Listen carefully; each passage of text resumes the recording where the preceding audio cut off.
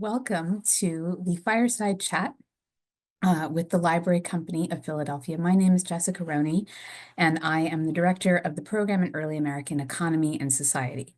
And it is my honor to be the host moderating a conversation tonight amongst a number of panelists who are part of the Revolutionary City digital portal, which is not yet actually officially opened. It's going to officially launch in July. Although you can already see it now, and also some of the other programming that goes along with the Revolutionary City program, which will include, among other things, the wonderful exhibit on view right now at the American Philosophical Society. And you can see I am in front of the birch drawing of what used to be the Library Company of Philadelphia. It was originally constructed to be the Library Company, and is today the reconstructed building that looks just like that is today's American Philosophical Society. So this is a wonderful gathering of people from the Library Company, the American Philosophical Society, and the Historical Society of Pennsylvania. And everyone's going to get introduced kind of as we go. But if you don't know yet, I will start by letting you know that Revolutionary City is a collaborative multi-institutional project involving a digitization effort that uses the collections of many venues. It's actually growing, but the core three upon which it began and which it's based are the American Philosophical Society, Historical Society of Pennsylvania, and the Library Company of Philadelphia. So far, and this is updated on a weekly basis, there are, in the digital portal, there are 116 distinct collections, and that includes 49,504 pages, which I think we can round up to 50,000 therefore, different pages of documents and more than 6,000 unique objects, 6,168 if you're keeping track. So as I say, it's already available. Its formal launch is actually in July of this year, but we'll be hearing more about that.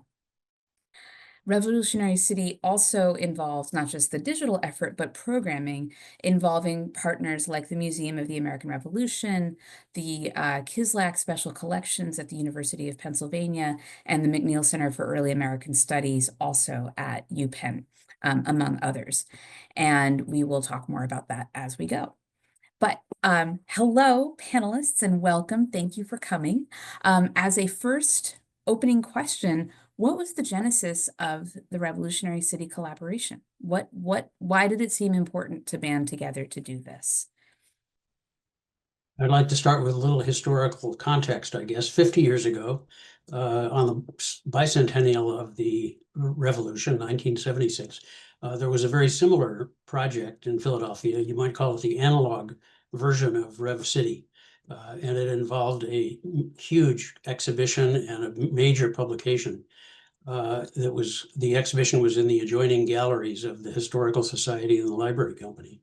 And the exhibition drew on the collections of the three institutions that you see here today.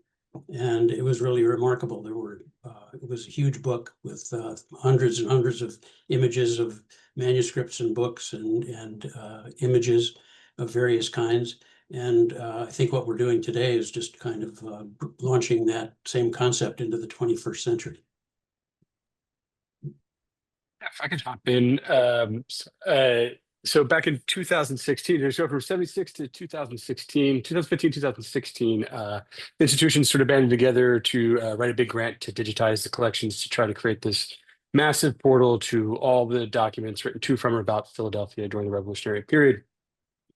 While that grant wasn't funded, the mechanics were there, and over the years, it was sort of passed back and forth. Then not thankfully, but then a global pandemic happened, and we were able to have some time on our hands. So we were able to write a grant and pull the institutions together. The IMLS helped us fund a year-long stakeholder sort of initiative where we were able to get archivists, historians, historical interpreters, people from all these institutions coming together in monthly meetings to figure out how to develop a project like this. So we know we could digitize materials, stuff like that, but we wanted to figure out what people wanted and how useful it would be. So from there, we were able to take, HSP's collections, LCP's collections, APS collections, stuff that was already digital, put it together in a portal, build out the beta version of that. But then we were able to go from there to the NEH, and we had it build up from there. We had digitization techs come on, go to each institution, start scanning stuff. So that's sort of how it happened from my perspective. David could probably speak more to the question of some of the early planning behind it, but if I can just chime in, and I acknowledge that I joined the APS just over a year ago, so this project was very much well underway by the time I came on board. But I think the real impetus behind it, at least certainly for APS, one of the real motivating factors behind this is all of our institutions knew that as we got closer and closer to the 250th of the Declaration of Independence, we were going to be looking for ways to make our institutions relevant to the conversation and ways to contribute to public understanding about this document and the time period in which it was crafted. I think there was also, I was looking back through some of the early planning material, there was a recognition that not everyone has a lot of faith necessarily in sort of traditional interpretations of the Declaration. They were looking for something more complex, something where they could see themselves. And it made so much more sense for the institutions to come together and collaborate on this kind of initiative. All of us are doing programming, of course, individually as we move toward the 250th. But for this initiative, our collections were more powerful together than they were going to be separately. So that was certainly one of the major reasons why our institution became involved. Thanks, Michelle. I'll just add that, as someone who shares a lot of institutional history with everyone on this call, my own work could not have been done without all three of these institutions. Going back to my first year in graduate school, which was 1986, and my dissertation project, which began in 1989, my scholarship has depended on using all three of these collections and others. So, just that personal experience tells me that, the linkages among our collections enable us to tell broader and as you said, Michelle, more complex and subtle stories. And so making those resources universally available through free access on the internet makes a lot of sense. And the collection continues to grow through the great work of Bayard and others, leading this digitization effort. And I'm excited about how programming, curriculum, marketing, all these things are helping to elevate awareness and transcriptions. These are the things that are still in the future or ongoing. So yes, more documents would be great, but these other things that help to reach not only a scholarly audience, but an educator audience, a student audience, and a general audience. I think that there's still a lot of work to be done and a lot of awareness to be raised, but it's a great foundation. And one of the things that we all want, I think, and one of the things that our funders have asked us for are legacy projects. So John referenced the Rising People exhibition, which is now 50 years in the past, and we still use that book. We're using it for our 2026 planning.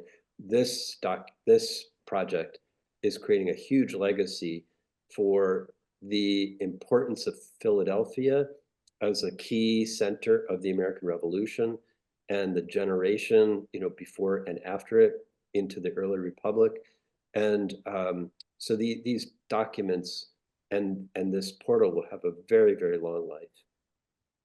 So much of what you have all just been saying resonates so much for me. I worked on Philadelphia myself in my dissertation and went to all of these collections and basically lived in these three archives for 2 years. So bringing them in this way. And I think, David, your point about just throwing the documents online is not enough. There needs to be support to help people to find them and interpret them, because as you say, some of it is challenging. And I think that's a really lovely segue to ask you, Bayard, if you'll take us on a little tour of Revolutionary City. Yeah, I can do that.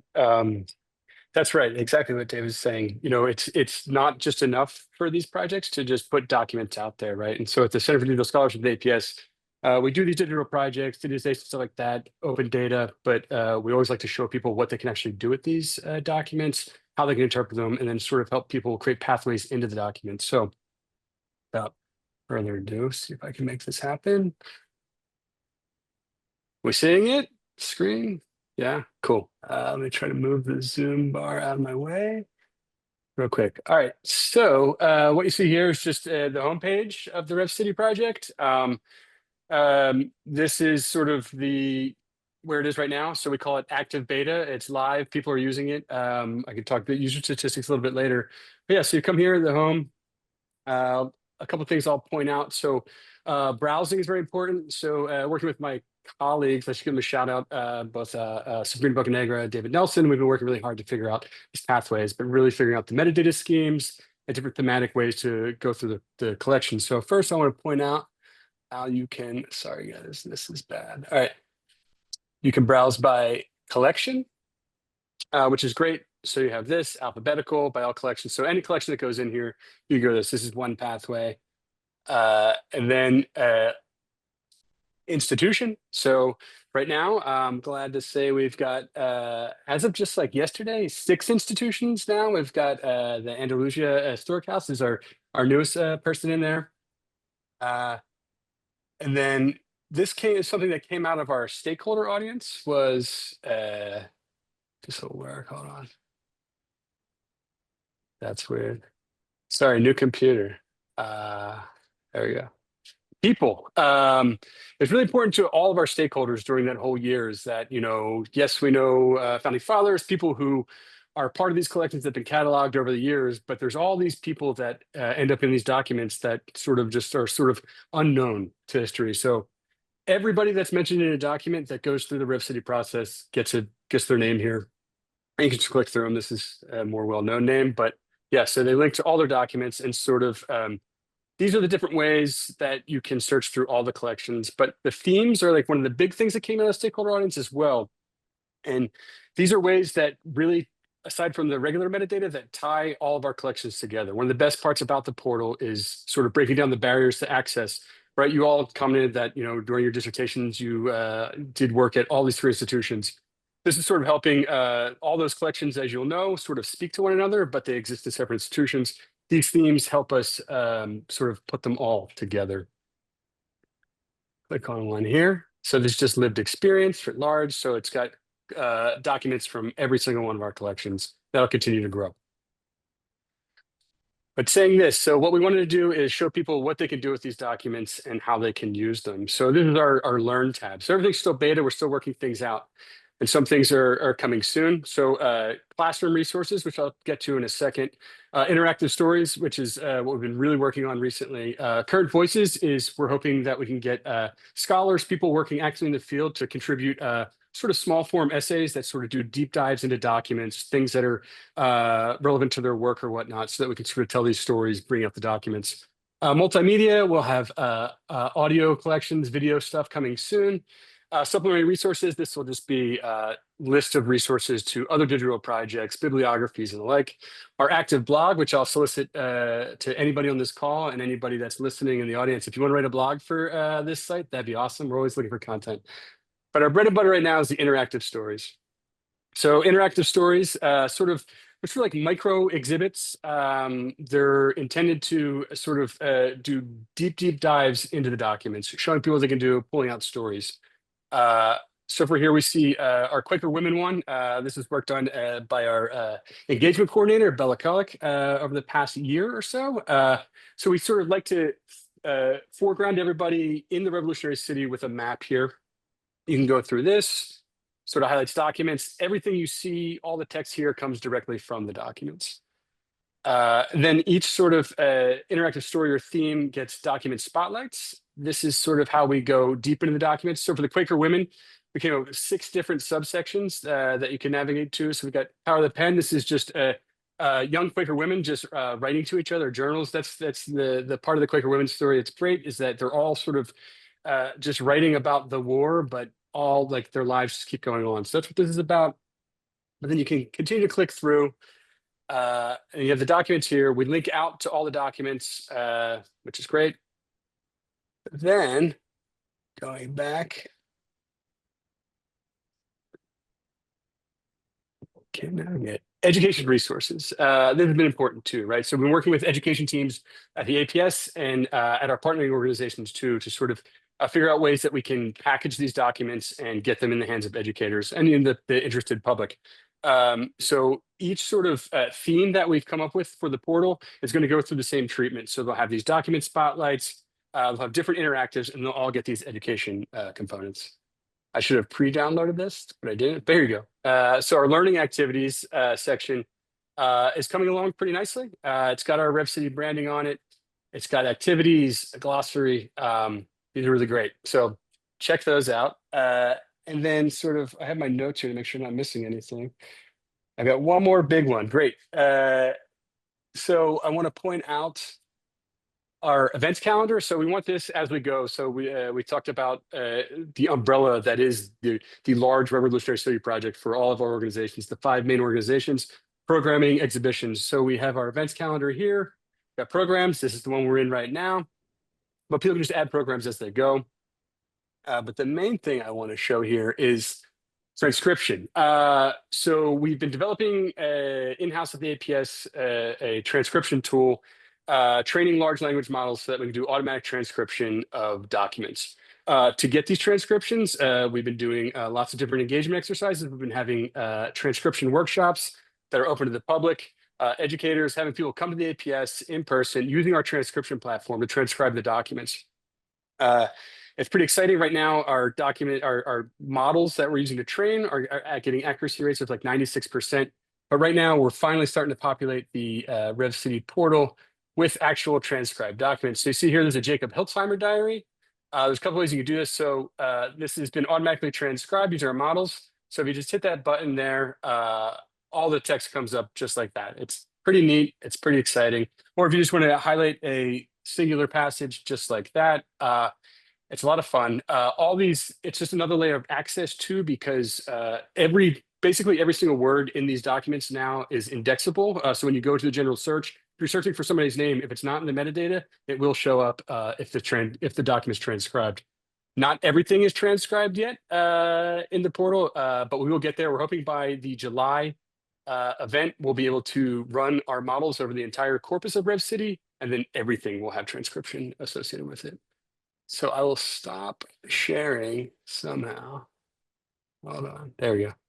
Great. So that was sort of a crash course in the Rev City portal. I noticed that you included, for your example, you showed us Jacob Hiltzheimer's diary, which is something we talked about when we were preparing for this, that I remember as a graduate student, his diaries are one of the most important sources of a sort of ordinary person living in Philadelphia and going through this time. But for whatever reason, his diaries scattered. I don't know sort of what the provenance of them was that this happened, but they're in all these different archives. So someone like me, if you want to read them, you have to go from place to place, which is no hardship because I was in Philadelphia and I love to be at all of these places. But to have them all in one location is fantastic, and even easier if you are not in Philadelphia, that now suddenly you have access to those documents and the ability to read them, whether or not you can read cursive, which is becoming increasingly something that many people don't have. Yeah, that's right. And that's right, because so lots of people can't come to Philadelphia. And now, because our statistics are showing that people like around the world are actually accessing the Rev City site. So it's pretty great to see. I will say too, a shout out to the Sarah Logan Fisher diaries at HSP. Because Sarah Logan Fisher's, we had, I think, like 7 or 8 of the diaries in there. Because her handwriting was so good, we were able to train models very easily on that and then run them over the corpus of her diaries and then use that to train our models to go over the other diaries. It's been a lot of fun. Bayard, that's a really huge accomplishment. I know there are a lot of commercial companies who've been trying to do this for years, pretty unsuccessfully. Seems like you've mastered it. Yeah, mastered is a strong word, but yes, John. Yeah, it's exciting too because a lot of companies offer this service, but it's sort of this like black box technology, and we don't know what goes into it. So we're able to really know all the data that we're putting in there and the data that we're going to get out because of that. And these models will help us not just with the Rev City project, but with other projects. We'll be able to use these models to then train 19th century documents as well. So lots of good And news. so it's open source, is that right?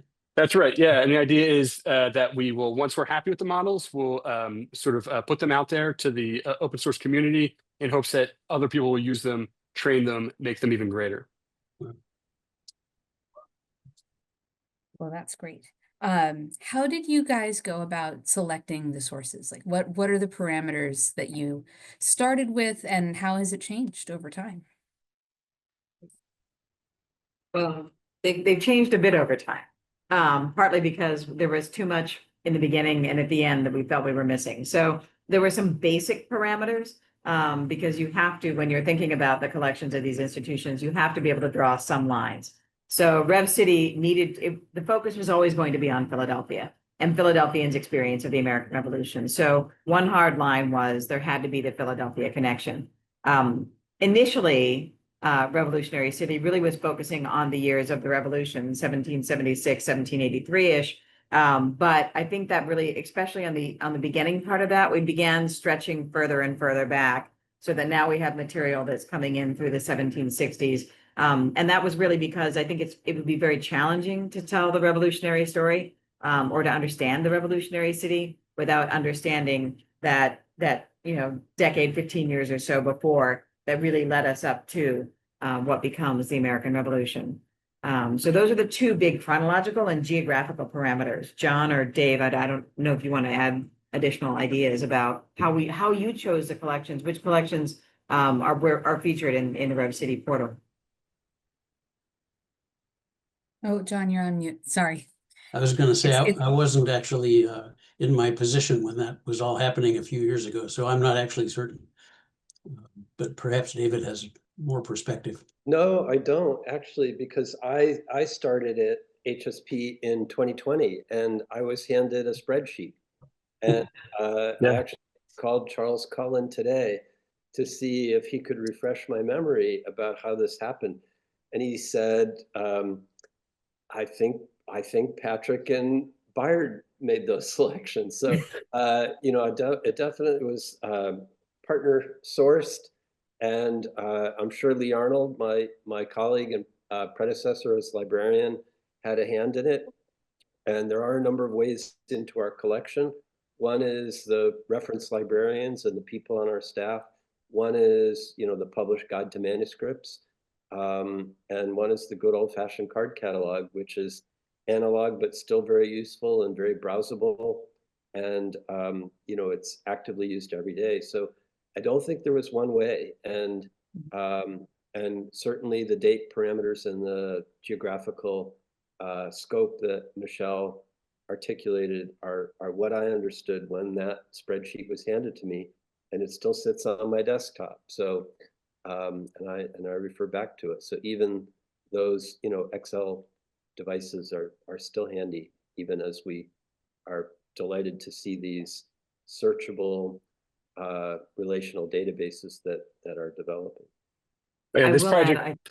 I'm sorry, Byard. I was going to say, I will add, there was one other major component that I know was an intrinsic part of how collections were decided, and then maybe Byard can chime in on more of the selection process. But one of the core tenets of Revolutionary Cities from its inception was broadening the range of perspectives and the number of voices who were articulating the Revolutionary Cities story.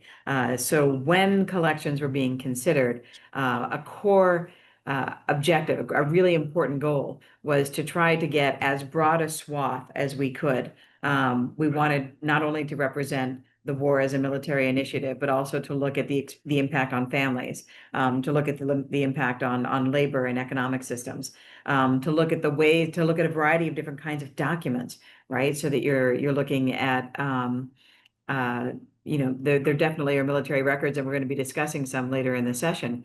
But there also were diaries and correspondence and a variety of different kinds of materials to try to get at a much more complex and multifaceted understanding of what it meant to live in Philadelphia during this time period. I think, Michelle, that's a great point. And what I love about it is that, you get George Washington and Thomas Jefferson and all the founders' voices, but you also get everyday people, you get women, people of color. It's a really broad social, intellectual, economic, different political points of view, all the way from the hardline loyalists to the the patriotic firebrands, and all the nuances, the gradations in between. So it's really an amazing collective story, and much more than the textbooks that we all grew up with. And so to be able to put that out there for people to see it for themselves, I think is just so powerful.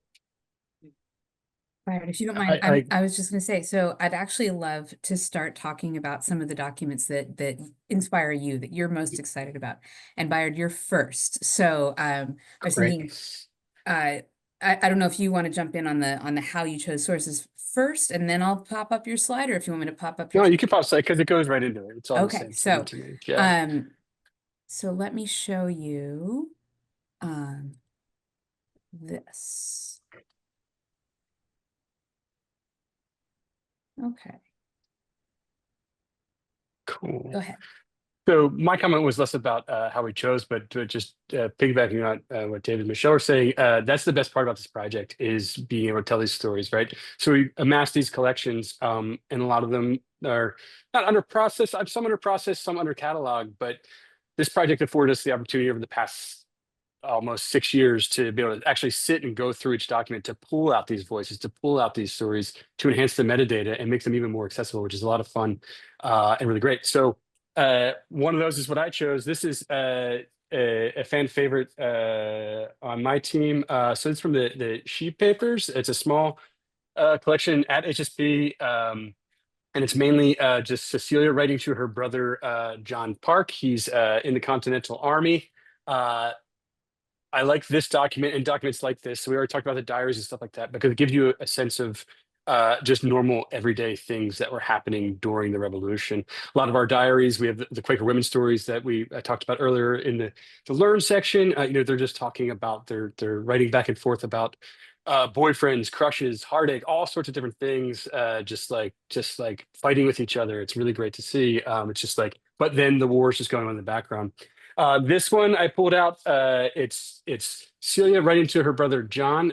He's been moved around. She doesn't know where he's at right now. He hasn't written home in a long time, and she's angry with him because of that. And I'll read you just one small piece from it, setting it up like that. So I'm very angry at you. I shall speak to you very freely. At first I excused your not writing, thinking you were sick, and like a fool distressed myself about it, as I always do about persons who does not care a farthing whether I am sick or well, happy or miserable. But last week I got a person to inquire of General Mifflin, who is in Philadelphia, whether you were alive or dead. He answered that you were just at Boston and was to be promoted. I hope, my dear John, you are not so weak as to let promotion make your head giddy and your mind forgetful, or perhaps it's your love affairs. And she goes on to talk about all these ladies that are interested in him and whatnot. But I found it so relatable to sort of any of us talking to family members, sisters. I know this is something that could come from either my sister or my mom if they don't hear from me in too long of a time. So I like these documents like this that can help people relate, especially as we're trying to reach younger audiences, helping them relate to these documents and to history. So, yeah, that's a great one. Thank you so much. Next up, we have something from Caroline, who hasn't gotten to speak yet because she has not been as involved with the digital portal and is instead the curator of the physical exhibit that if you are in Philadelphia or visiting Philadelphia in the next 6 months or so, 8 months, 7 months, you can go see at Philosophical Hall, which is across the street from this building. It's right next to the Independence Hall. But Caroline, excuse me, will you tell us about your selection? Yes, my pleasure. And I'll confess two things. That was actually a perfect introduction because I don't know, Byard, you might be able to confirm this. I was one of the earlier and very intensive users of the beta version of the portal obsessively, nonstop, all of last summer and last fall as a new Philadelphian and as someone who is new to the APS as exhibitions curator. So because our exhibition just opened a couple weeks ago, I'll also confess this is an object that I selected from the portal, but that is in the physical exhibition. But picking just one or a favorite is still feels a little bit like Sophie's choice for me right now. So this is one I'm sharing that I'm excited about, but mostly because I'm have been so pleased with the way that the physical exhibition and the portal are continuing to interact with each other, and that's something that I really think speaks to the sort of collaborative nature here. So some folks might be somewhat familiar with this. This is Captain White Eyes' speech in Congress from December 9th of 76. And this is part of the Jasper Yates papers at HSP. This emerged, the Yates papers emerged as a kind of research interest early on when I was first tackling this project. We were trying to find ways to do, exactly what we've just been discussing, which were amplifying stories and voices. And specifically, we were having a lot of trouble thinking about how best to represent in a physical space the presence of Indigenous communities and figures right here in Philadelphia and in the surrounding areas throughout the process, before the war, of course, but also as this conflict is growing and changing and shifting geographically. So this felt like a really interesting way to do it.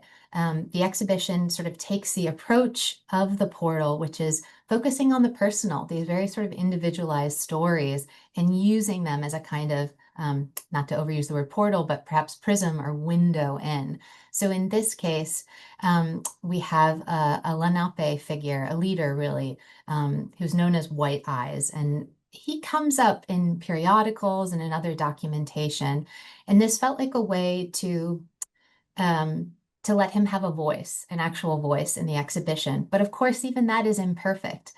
This comes from the Jasper Yates papers. So, and it's likely that Yates himself actually wrote this. It's basically a transcription of a speech that would have been delivered orally to the Continental Congress, just right around the corner from us.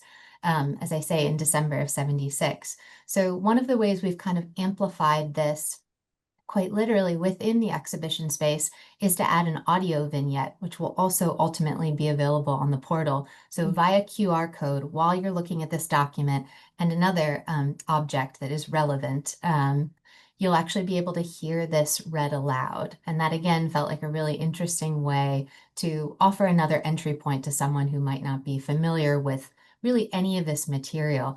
In a physical exhibition space, we're keenly aware that most of our visitors are coming right out of Independence Hall. And with, a mere 40 or 50 word label, there's only so much we can do in that amount of time. So this was sort of an exciting way to elevate it. And maybe the next slide, if you don't mind, Jessica. Thank you. So transitioning here to how the portal and the physical exhibition are kind of speaking to each other in real time. One of Bayard Michel's and my really brilliant colleagues, Yumi Shiroma, has been working on one of these interactive stories, which Bayard referred to earlier. And this one just so happens to be perfectly dovetailing with that document from the Yates papers.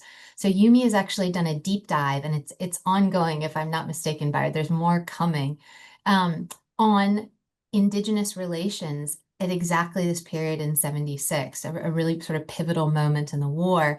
And it includes this wonderful sort of mapping interactive. So helps once again kind of lift White Eyes, but also contextualize him in this really, really kind of complicated and convoluted diplomatic and geographic web.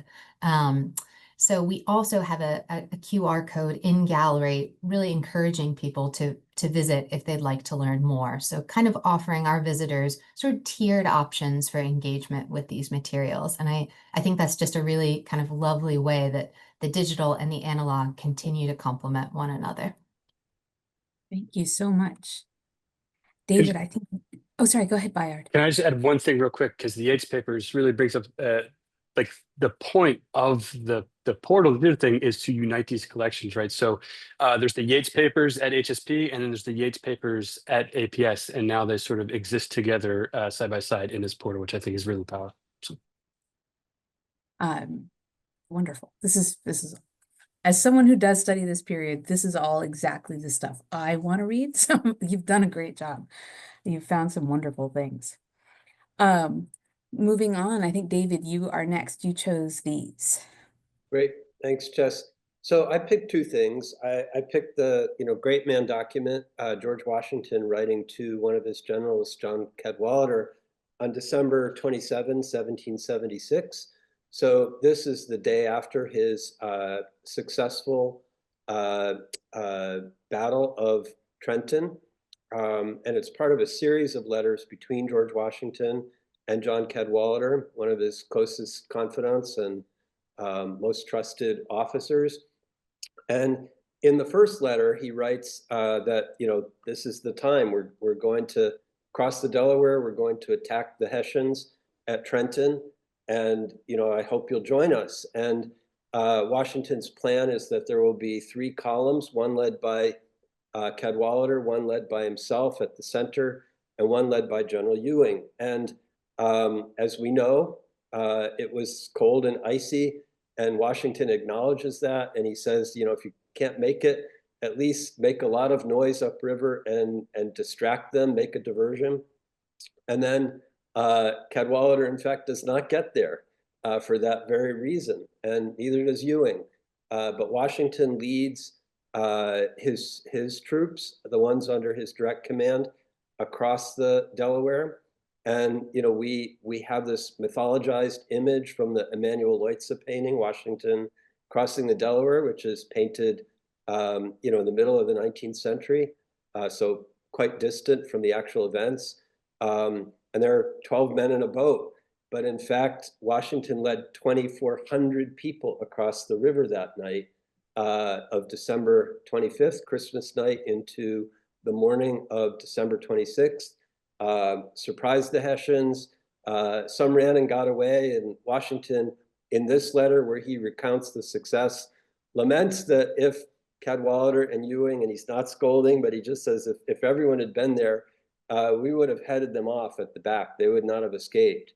But nonetheless, on this page, the second page of the letter, at the bottom, he tallies the captured soldiers, and he lists them by rank and number. So there's 1 colonel, there's 2 lieutenant colonels, there's 3 majors. I won't read them all. There are 92 sergeants, there are 20 drummers and 9 musicians, and 740 rank and file soldiers. So it's an inventory of those captured. So he's really excited by this victory because he had retreated to Pennsylvania after 2 losses in New York, and this was a pivotal moment because morale was low, and not only did they win a victory, a moral victory, and a battle victory, but they also captured very precious supplies of food and clothing, and things that would help them to press on. And Cadwalader, we have his letters back to Washington during this moment. And it's just amazing to be able to see this important historical moment in real time in the voices of these 2 men who are depending on each other. And Cadwalader immediately redeems himself a week later. He helps to provide intel of Princeton, where Washington has another success right on the heels of the Battle of Trenton. So that's one of my selections. The other is this broadside published by Magdalen Devine. And this is here because this is a shared interest of Michelle and me. And Magdalen Devine is one of the 6 women who signed the non-importation agreement, non-importation resolutions in 1765, a document that's in our collection and in the exhibition that Caroline organized at the APS that you can see under this Revolutionary City banner. So she's one of 6 women shopkeepers who signed the non-importation resolutions during the Stamp Act crisis, declaring, along with other shopkeepers and merchants, again, across a pretty wide economic and even political scale, Some of the signers of that non-importation resolution become loyalists. Some are moderates looking for some sort of reconciliation, and others who become, part of the Continental Congress delegation that signs the Declaration of Independence. So I think it's very, very interesting to see a woman business owner in Philadelphia in the 1760s and 70s. This broadside dates, we think, 1780, when she's closing her shop, and it lists her inventory. These are mostly imported textiles that she's offering, and she's liquidating her shop, and she dies just a few years later. And that inventory survives. I don't think we have a copy at HSP, but again, I think it's just interesting to see how life goes on during the revolution, how this woman business owner is involved, declares herself as part of the effort to resist through collective action the unjust taxes that are passed by Parliament without any American representation in that legislative body.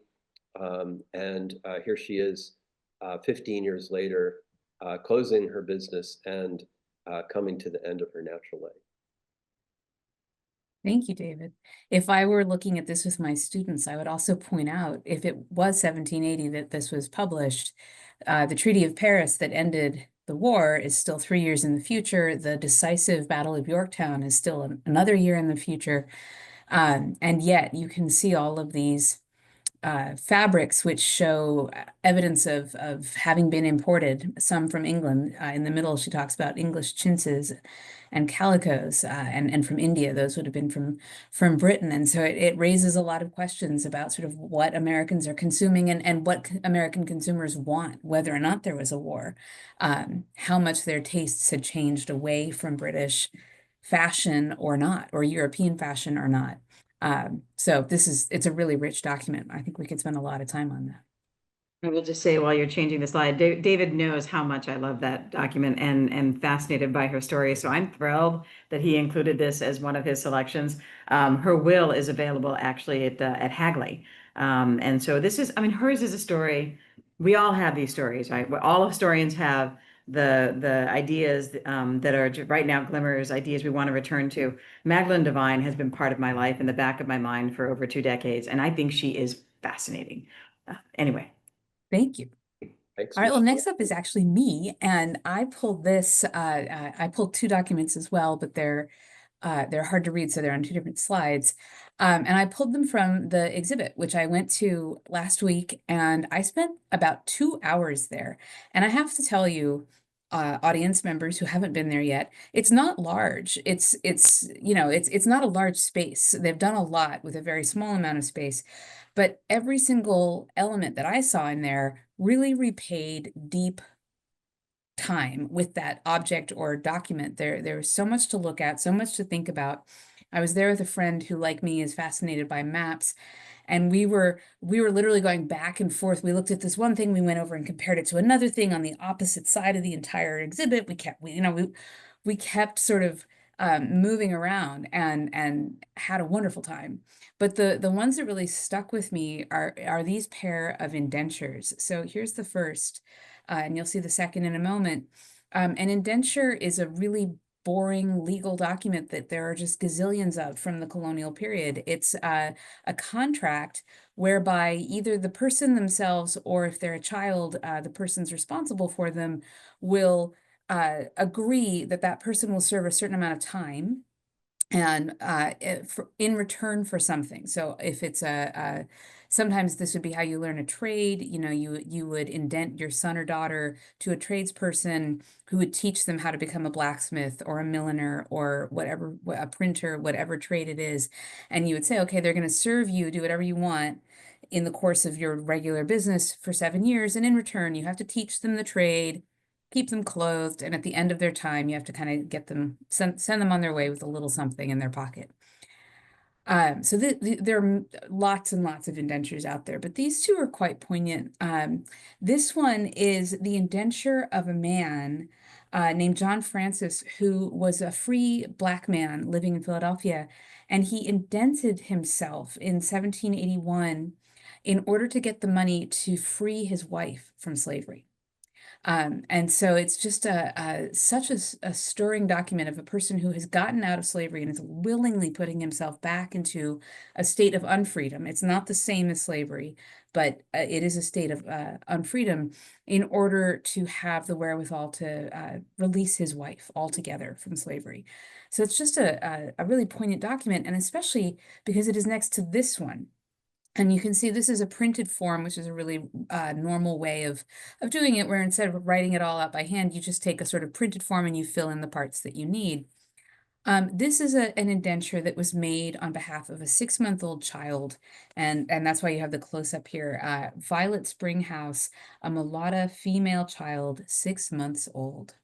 So Violet has been abandoned, presumably by her parents, or she cannot be cared for by her mother, and someone has to take care of her. So the overseers of the poor put her out. They sign an indenture signing over her time to Frederick Snyder. And you can see the term that she is going to have to serve. It will be 27 years and 6 months.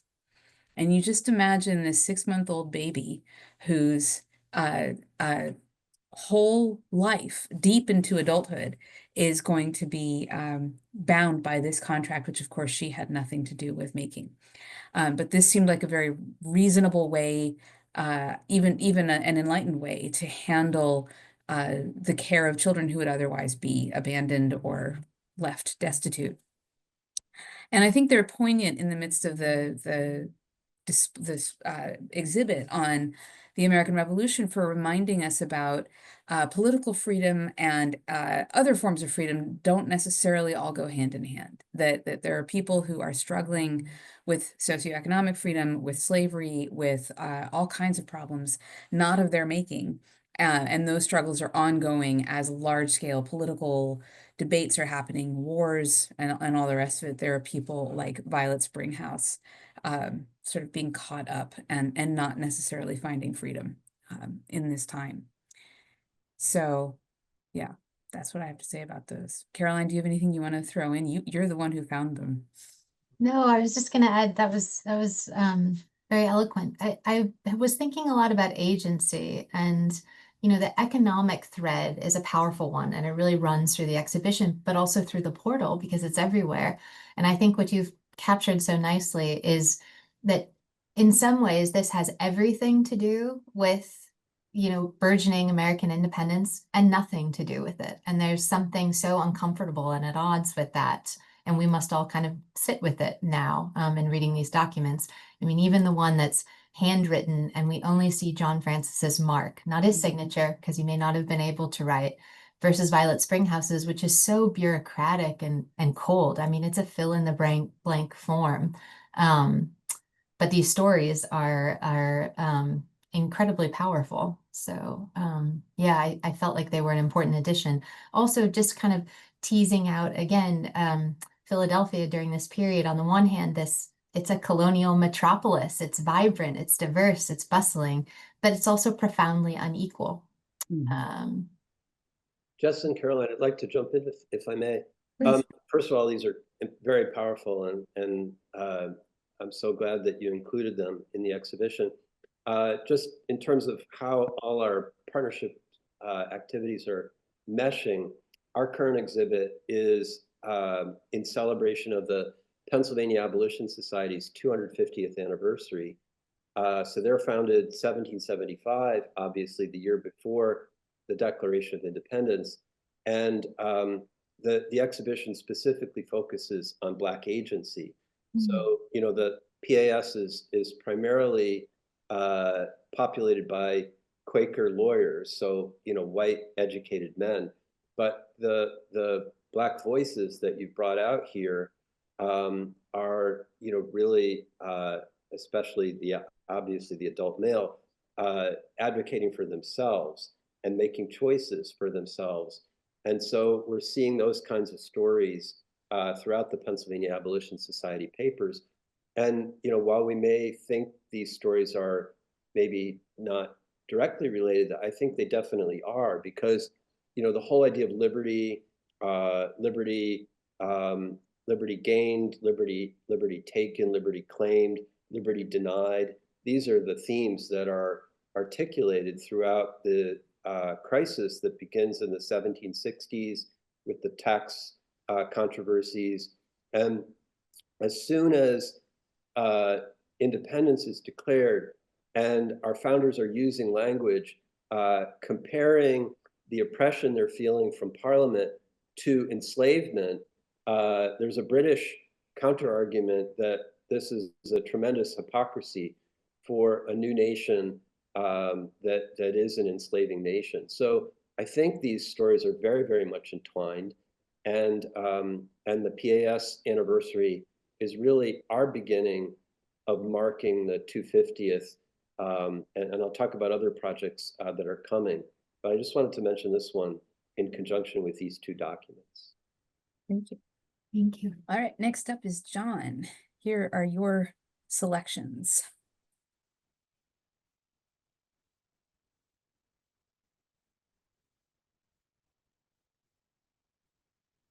Oh, I wonder if we have lost John. Oh, there you are.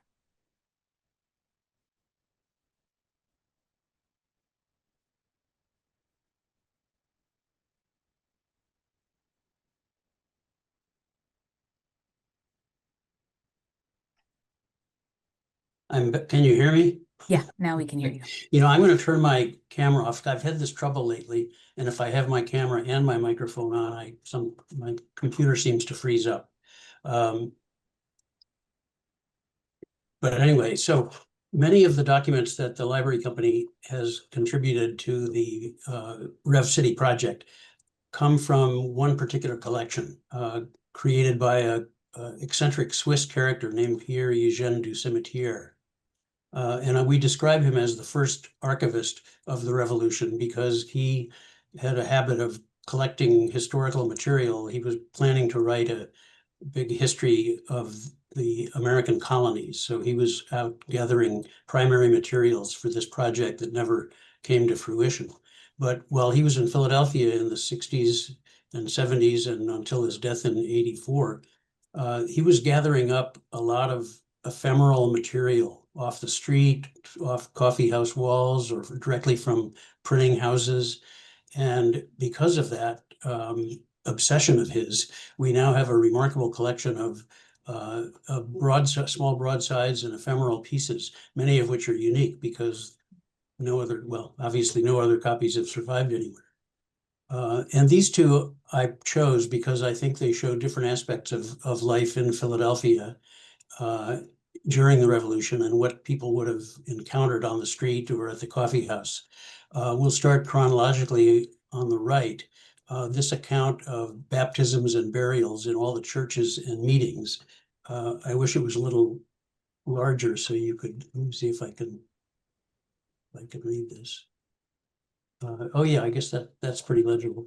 I found this fascinating because it actually shows the large number of denominations that were active in the city, and you can kind of gauge the relative sizes of the congregations by the number of people who were being born and dying. And it shows that actually the German-speaking Lutherans outnumbered all of the Presbyterians put together, as well as all the Anglicans, and that there were almost 60 Catholics. But what I found also interesting here is that 1/3 of the people of the burials that year were white and black Philadelphians who were buried in the Potter's Field, which means they were unchurched or they couldn't afford a burial in anywhere else but the Potter's Field. And I just found this document kind of a fascinating snapshot of what was happening on the cusp of the revolution. And then, of course, John, sorry, can you remind us where Potter's Field is today? That's still here. What do you want to tell us what that's called? I'm not certain where it is. Oh, it's Washington Square. Washington. Oh, yes. So, and they're still there. They're still there under the square. Yeah.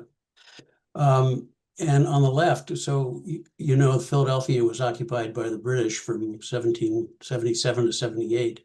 and a lot of the materials Du Cimetière was collecting, he wasn't a patriot or a loyalist. He was kind of because he was Swiss, he was able to kind of work both sides, and he fraternized with British officers as well as Philadelphia patriots.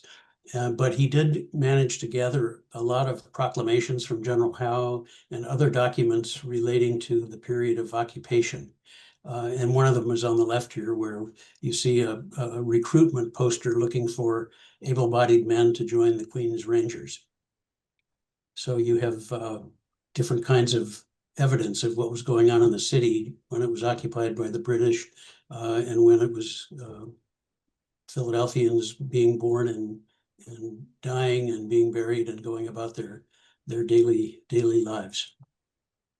I love these because they invoke the space of Philadelphia that we still have today. You know, like Kensington, I wouldn't have necessarily thought there would be a call, you know, for that neighborhood that is still a neighborhood today, or a part of town. Thank you so much. All right. And now this is Michelle. Okay. So it's like John set me up, because I was also going to start with the military occupation of Philadelphia from late September 1777 through June of 1778. But what you have on the screen are 3 of 11 enlistment receipts that were found by contractors between the walls of 2 residences in Old City, Philadelphia, when that wall was being taken down to combine these 2 homes. And there was a range of there was some material that was printed in German. There were some material objects, I think 3 shoes, a cup, a teacup, and a couple of other bits of fabric that were there. Do not ask me how these enlistment documents got into the wall, but I can tell you what kinds of stories they helped us to uncover. All of them, all 10. Well, there's actually 11, but one is a repeat. So it's 10 men. All 10 men were enlisting in the 6th Pennsylvania Regiment in Berks County, Pennsylvania, and there had been a real push to increase military enlistment during the occupation, and financial incentives awarded for doing so. The enlistment documents tell us a range of stories. One of the first stories it tells us is about ethnic diversity. Of these 10 enlistment documents, 3 were individuals that came from what is now Germany. 3 came from Ireland or were born in Ireland, and 1 had been born in England. That leaves a very scant number that had actually been born in North America. The 3 documents that you have, 2 of which are in the exhibition, Jakob Dietrich and Ludwig Guthbrod. Jakob, or Jacob, was born in Philadelphia, and that's the reason why we included him. Ludwig was included because he had been born in Wittenberg, and if you read his receipt closely, it notes that he had been deserted from the British. So it's an interesting story. You begin to think to yourself, well, he had previously served on the British forces, he deserted, he came over, he enlisted in the 6th Pennsylvania, maybe he had a change of heart. But I think that the stories can be more complicated than that. Thomas Picksworth is one really great example of how they can become more complicated. So Picksworth had also previously been part of a British regiment. He defected, and then he joined the 6th Pennsylvania. It was just a few days. He promptly qualified. He collected his $60. He stayed for only a few days, and he left again. And in response, the captain of that regiment offered an award for his capture, or information about him advertised in the local newspapers. And that's where the form of these documents becomes so important. So they're small pieces of paper, really just about yay high, 3 inches by maybe 7 or so inches, 8 inches. And they predominantly are a description, a very detailed physical description of each man. How tall were they? What was the color of their hair? What was the color of their eyes? What is a description of their build? How old were they? Where were they born? And the reason why these were taken in such detail was precisely because if something like a desertion occurred, that physical description then became what was advertised for their recapture. Now, Mauser never captured Pixworth, unfortunately, but Pixworth does pick up again. He re-enlists under the Marines, picks up another $60 early in the fall, and then deserts a second time. And there's a second newspaper advertisement that has an almost identical description for Pixworth. Now, was Pixworth really having a political change of heart, or was Pixworth really interested in collecting $60 each time he enlisted, or whatever the British equivalent might have been? It's an interesting story, and one worth considering. But the reason why I like this collection is it allows us to think about the voices of everyday soldiers rather than military leaders. It allows us to broach the subject of ethnic diversity and the implications. It's not like there were not two sides in the American Revolution. There were multiple ethnicities that were involved in thinking about what independence could or should mean. It complicates the idea of military allegiance as opposed to potentially material gain. And it's a really wonderful story about serendipity in the archive. These materials came to us by complete historical whim. And we are really, really pleased to have them. And they are now posted in Revolutionary City. .org, therevolutionarycity.org. Thank you all. That was such a wonderful sort of tour of the kinds of things. Oh, wait, did I get everyone? I got everyone, right? Okay. Sorry, I had a moment of crisis. The kinds of things that you can find in the exhibit, the physical exhibit, and the kinds of documents that are available through the portal, and the kinds of stories that people can find there. So if you're going to look, you have a wonderful exhibit around, or theme rather, around declaring independence. So you can see, you know, some of the earliest printings of the Declaration and the early drafts of the Declaration. You can see the George Washington letter that John showed, you know, sort of the really high characters that you've heard of before and all the rest of it. But then it gets down to all kinds of other stories that are really important to understanding what the American Revolution was about. It's just, that was a lot of fun. I wanted to ask now, so just to signal to everyone where we are, we're going to talk for about 10 more minutes, and then we're going to leave 15 minutes for questions. So we'll have to be a little efficient in we, the speakers, will have to be a little bit efficient in the next 10 minutes, and then we'll open it up to your questions. I wanted to start by, like, having just talked about how amazing all of the digital work is and looked at the artifacts and the documents that people selected. I'd love to talk a little bit about what this partnership is about beyond just the digital forum. So Revolutionary City started with, you know, some core partners. It has been expanding, but it's not only about the digital portal or the exhibit. So what else are you guys up to, and what should people know about? Well, I'm unmute. Oh, David, you're muted. Did you want to unmute?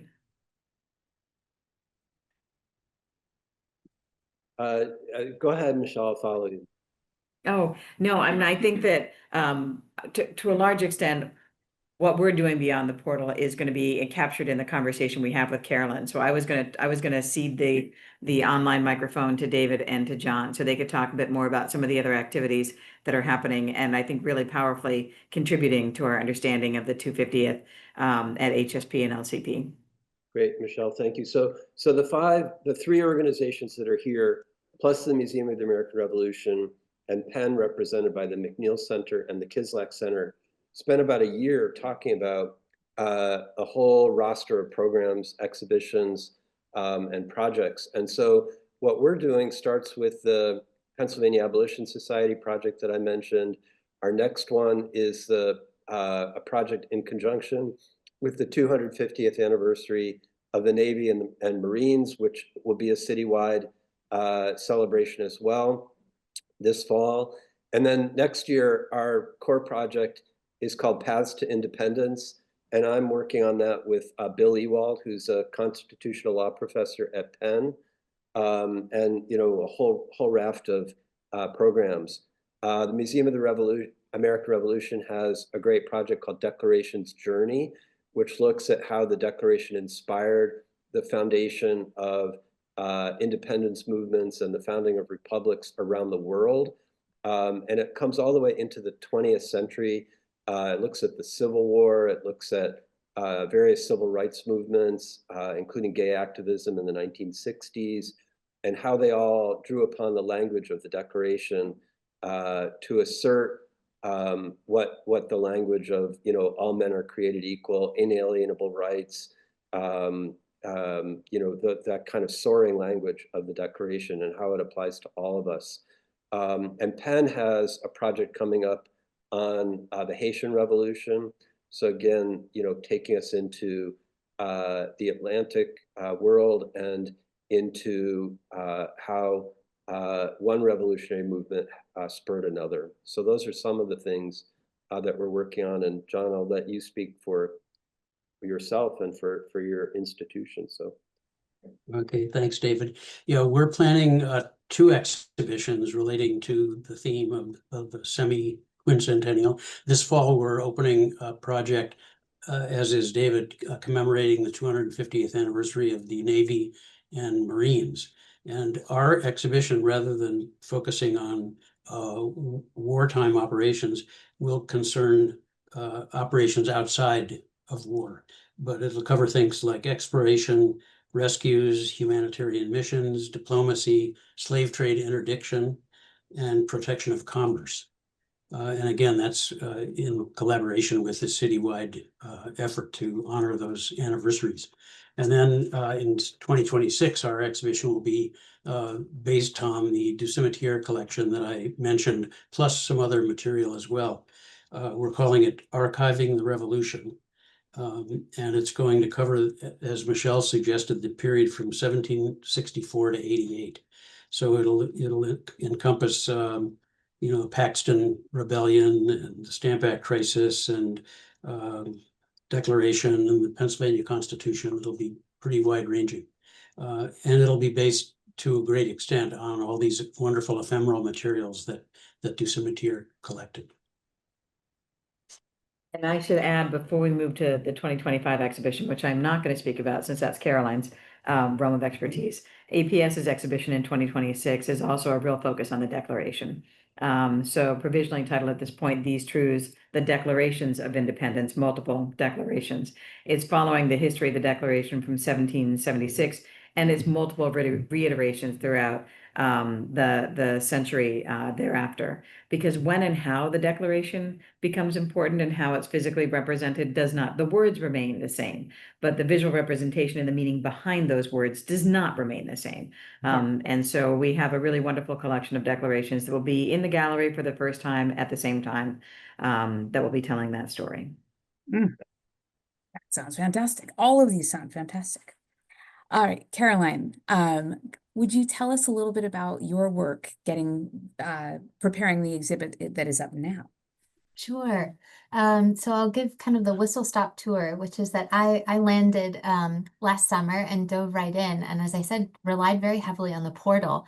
And in a kind of wonderful moment of naivete and true sophomoric splendor, I thought, oh, I know, I'll just read every document that's been digitized on the portal, and then I'll just pick from there.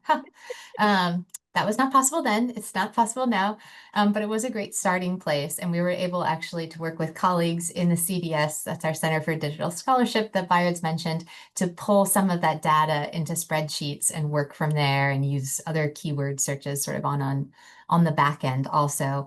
And then run around making a lot of appointments with David and John's colleagues at their respective institutions, but really all around the city and the region. So it was very important to me to make sure that this not only represented kind of the portal's ethos and some of the objects in it, a lot of the objects in it, but also kind of that collaborative spirit that I think is really so wonderfully represented in so much of Philadelphia cultural and academic life, and that, expands outward also more regionally.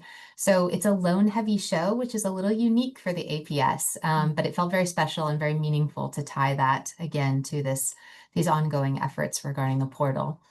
And in terms of kind of curatorial planning and intent, I started with the concept of many stories. So Philadelphia, the revolutionary city, which sounds so monolithic, but almost immediately trying to break that down and really kind of complicate any sort of simplistic sense that many of us may have had or do have of this period. Again, thinking of a kind of general audience, people who have just come out of Independence Hall. That's just based on what we know about our visitors and sort of their path of travel as tourists. Um, and kind of opportunities to maybe delight, surprise, or challenge some of those assumptions. And to do that, I tried to kind of go micro, to focus on as many individual stories as possible. So yes, of course, the big names are in there, George Washington, Jefferson, Yates, figures that loom large, I think, for a lot of us who are involved in more historic materials and collections. But it was also important that even for those who are well acquainted in this material, a lot of the figures or characters, if you will, the stories that we were teasing out might not be so familiar. So somehow the mundane and the quotidian and the extraordinary could all sort of coexist in this uneasy mix during this incredible period of change in Philadelphia. So that was sort of the impetus. It was hard for me to decide what I wanted to show, and I chose some documents, but another one that really resonated, and when I go back with my family, which I fully intend to do, I feel like my daughters, who are 7 and 12, will really respond to some of the things in there. And one of the things is you have samplers that were sewn by young girls. I think she was 13, if I'm remembering right, Yes, because I was exactly. thinking that's so close to the age of a child I have.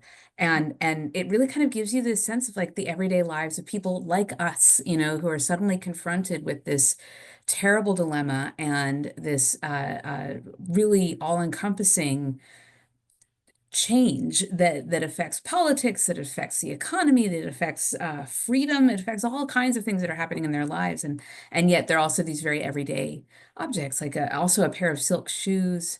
Yes. It really I think that they won't want to spend as much time as I did in there, which is why I went by myself the first time, but I think they will get a lot out of it when I do Good. take them. Yeah, it was helpful to start thinking about everyday objects and some familiarity. I mean, I think as a curator, it's important really at the end of the day to figure out what's going to draw people. And a lot of times it's something that's just familiar enough to capture one's attention. My goal, if I had one, is for people to leave the exhibition mostly curious, wanting a little bit more, Mhm. realizing something they hadn't before. Well, someone who's been studying, day in and day out for a long time, I left that way. So well done. All right, let's open it up to some of the questions. We've got a queue here. Roger Moore has a couple questions for mainly, I think, for Bayard that have to do with the digitization of it. Um, he says, having done transcription of numerous documents, is the transcription done automatically? If so, there is also so many documents with abbreviations or inconclusive words that are not transcribable, at least by me. How does this show up in your transcriptions? I was wondering this too, because Sally Fisher got the wonderful compliment, or Logan, I might have missed a name in there, of how good her cursive was. But anyone who's worked in the field knows some of it is really hard to read. So what do you do when the program is having trouble? Yeah, so it's all about the human beings, less on the program, right? So the models are only as good as the humans who are doing transcription.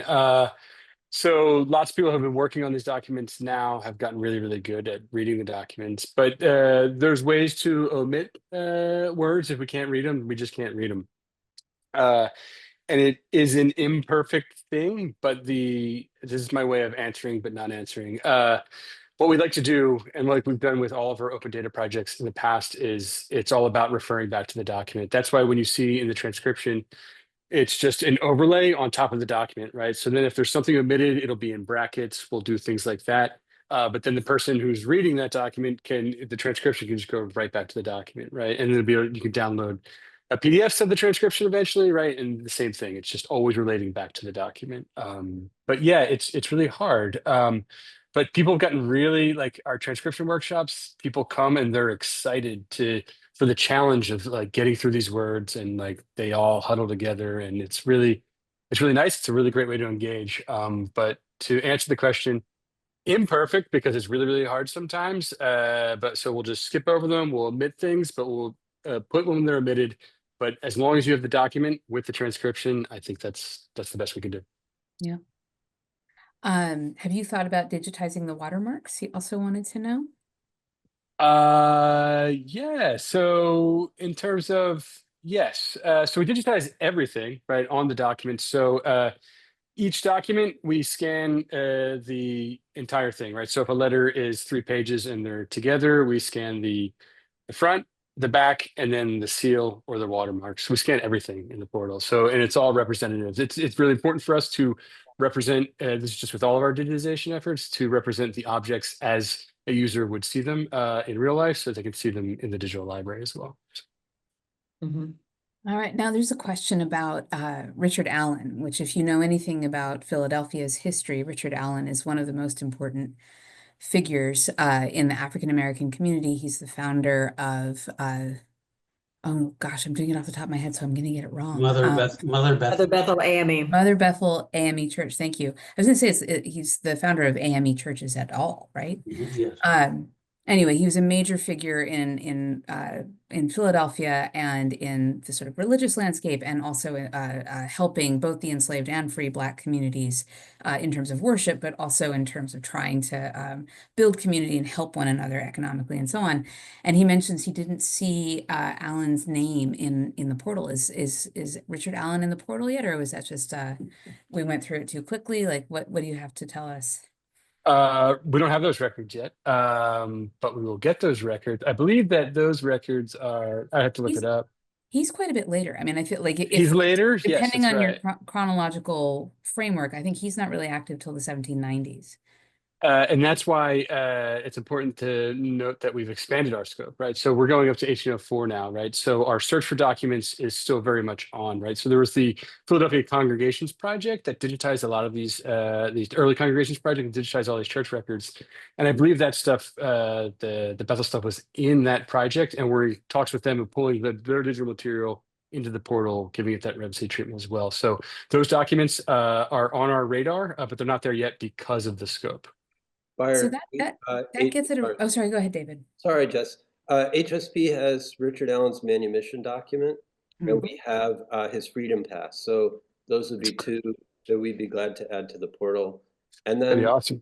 speaking of the 1790s, John and I both have copies, and maybe you do as well, Michelle, of a very important and really kind of heartbreaking publication that was written by Richard Allen and Absalom Jones after the Black community was called upon to help out with the yellow fever epidemic. And Black Philadelphians were told that they were immune to the disease, which was not true. Many Black Americans died of yellow fever.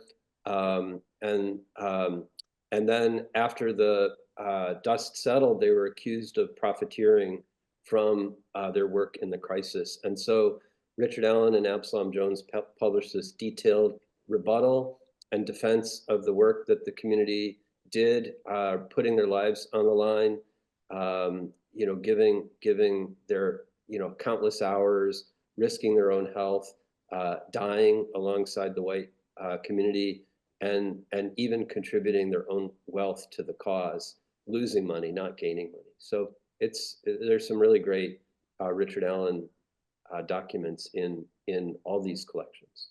We do have a copy of that as well as Matt, both the doctor who had initially accused African Americans of profiteering. Why am I blanking on his name at the moment? It's not Matthew. Wasn't it Matthew Carey? Benjamin Rush.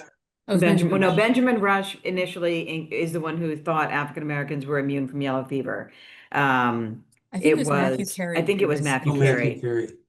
Yeah, we have all three of those treatises. Yeah. And I think to the question by the audience participant is a really good one. And I think the short answer is we definitely have more material that we can add now that we're thinking more expansively about what constitutes the Revolutionary Era.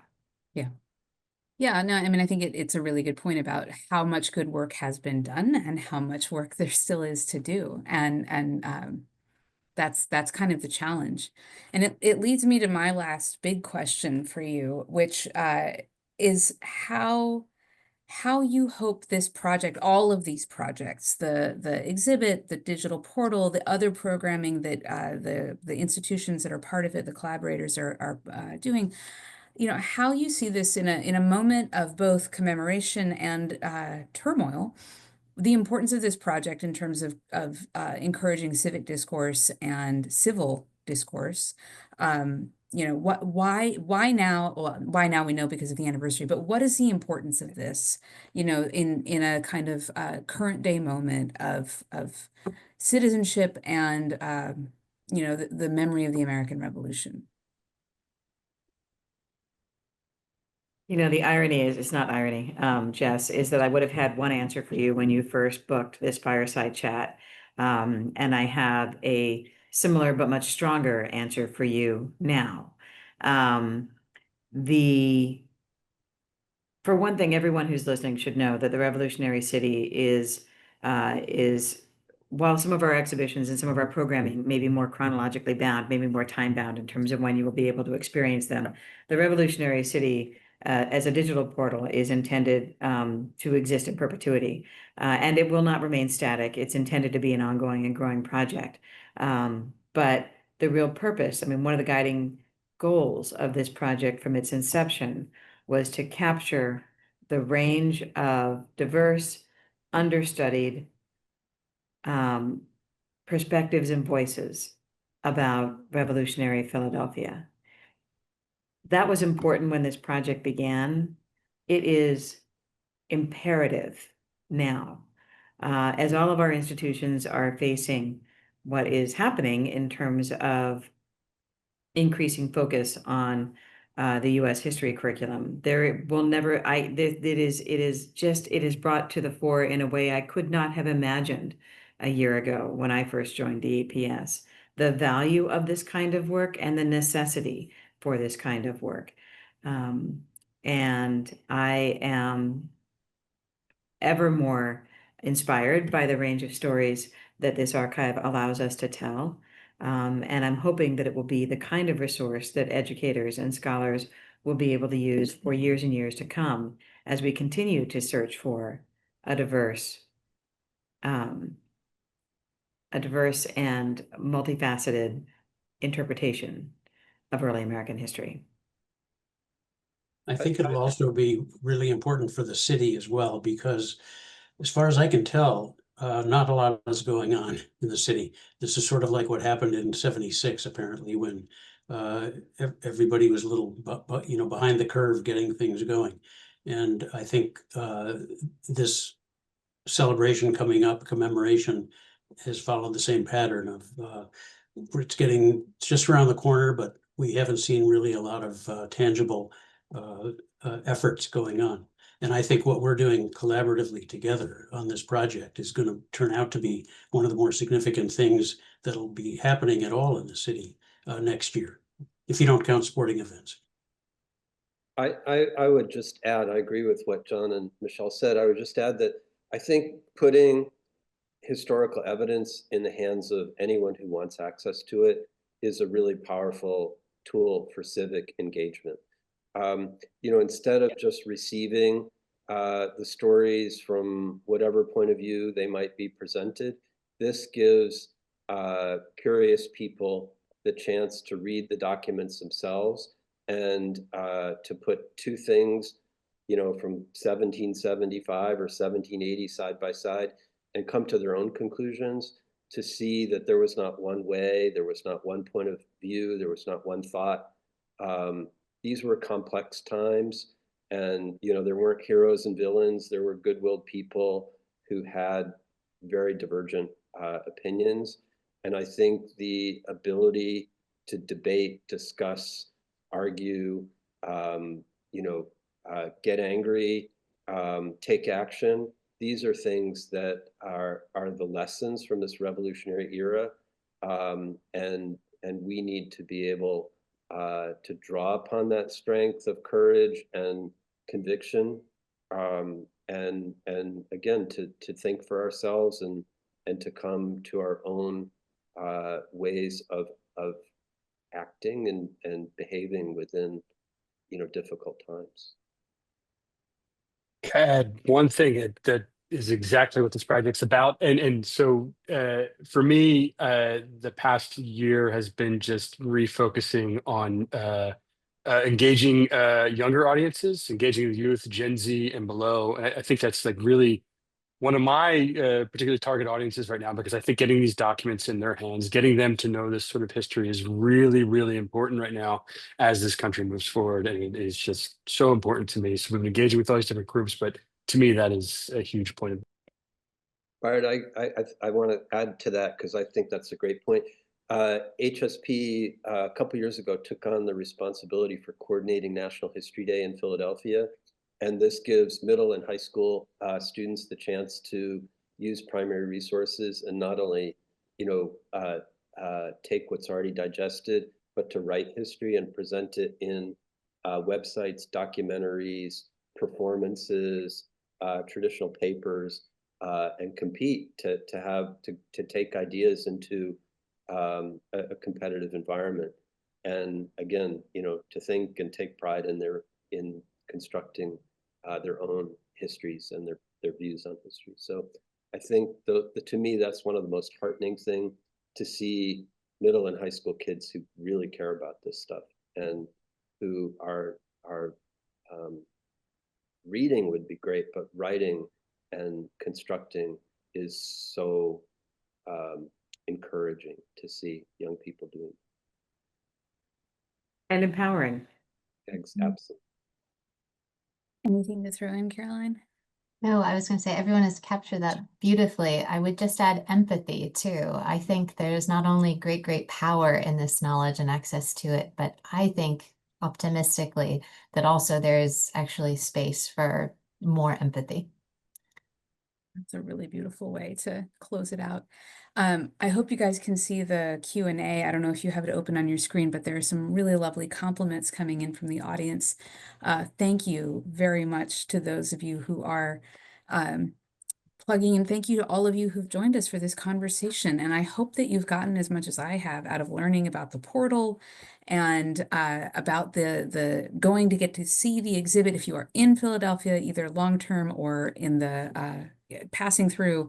Really do go check it out. It's fantastic. The portal, as Michelle said, is an ongoing project. It should be there, we hope, in perpetuity. And